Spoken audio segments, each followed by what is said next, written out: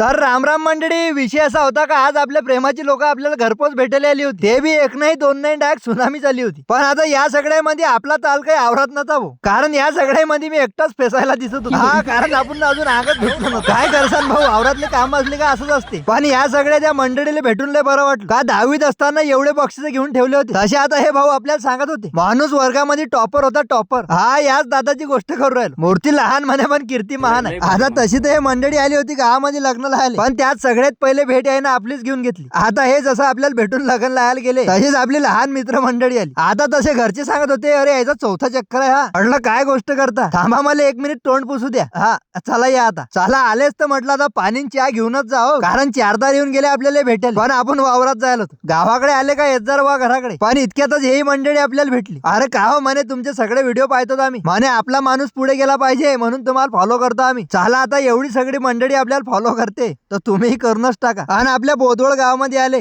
का आपली भेट घेतल्याशिवाय जाऊ नका, कारण आपण ना सोशल मीडियावर हेच तर गोष्ट कमवायला आपल्या जनतेचं निस्वार्थ प्रेम.